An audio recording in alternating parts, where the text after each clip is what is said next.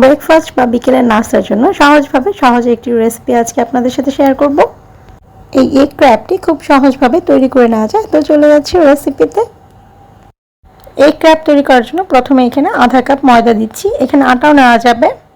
এই ময়দার ভেতর দিয়ে দিচ্ছি আধা কাপ চালের গুঁড়া।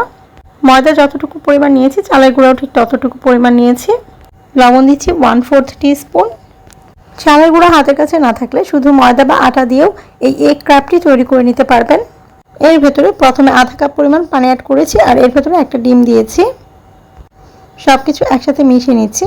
মিশিয়ে নেওয়ার পর আমার কাছে মনে হয়েছে পানিটা একটু কম হয়েছে, এই জন্য আমি আরও আধা কাপ পানি এখানে অ্যাড করে দিচ্ছি। টোটাল 1 কাপ পানি দিয়েছি। তারপর একটা স্মুথ মিশ্রণ তৈরি করে নিয়েছি। এই মিশ্রণটা অনেক বেশি পাতলা হবে, মানে প্যানে দেওয়ার সাথে সাথে ছড়িয়ে পড়বে। এই মিশ্রণটাকে রেস্টে রেখে দিচ্ছি 5 মিনিটের জন্য। 2টা ডিম আগে থেকে সিদ্ধ করে নিয়েছি। ডিমটাকে একটা ফর্কের সাহায্যে এভাবে গ্রেট করে নিচ্ছি। ডিমটাকে চাইলে গ্রেটার দিয়েও গ্রেট করে নিতে পারেন, আমার কাছে কাঁটা চামচে করতে বেশি সুবিধা হয়েছে তাই কাঁটা চামচ দিয়েই করে নিয়েছি। এই ডিমের ভেতরে কিছু গ্রেট করা মোজারেলা চিজ দিয়ে দিচ্ছি।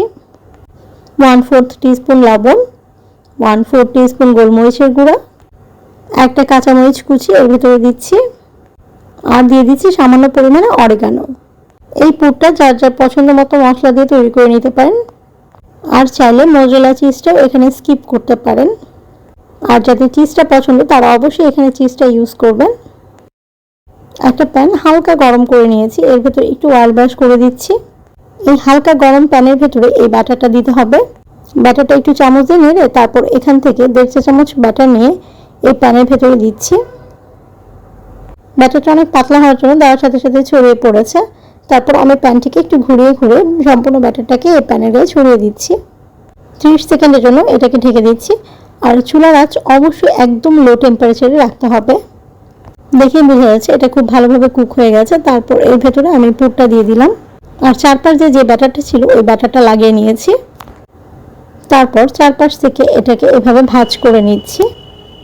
চারপাশ যে ব্যাটারটা অবশ্যই ইউজ করতে হবে, তা নাহলে কিন্তু এটা খুলে যাবে। চারপাশ থেকে ভাঁজ দিয়ে এভাবে একটা স্কোয়ার শেপের তৈরি করে নিচ্ছি। হালকা একটু চাপ দিয়ে ধরে থাকলে এটা লেগে যাবে। এটা লেগে যাওয়ার পর এটাকে উল্টে দিচ্ছি। তো এখানে আর একটু তেল দিয়ে দিচ্ছি। একটু তেল দিয়ে এপিট ওপিট 2 পিঠে একটু ভেজে নিব, যতক্ষণ পর্যন্ত এটা হালকা লালচে কালার না হচ্ছে ততক্ষণ পর্যন্ত এটাকে ভেজে নিব। যখন কালারটা ঠিক এরকম হয়েছে তখন এটাকে উঠিয়ে নিচ্ছি। এভাবে সবগুলোকে তৈরি করে নিয়েছি। এটা খেতে অনেক বেশি নরম তুলতুলে আর উপরটা হালকা ক্রিস্পি। বাচ্চাদের এটা একটা খুব পছন্দের খাবার। আর এতক্ষণ সাথে থাকার জন্য ধন্যবাদ।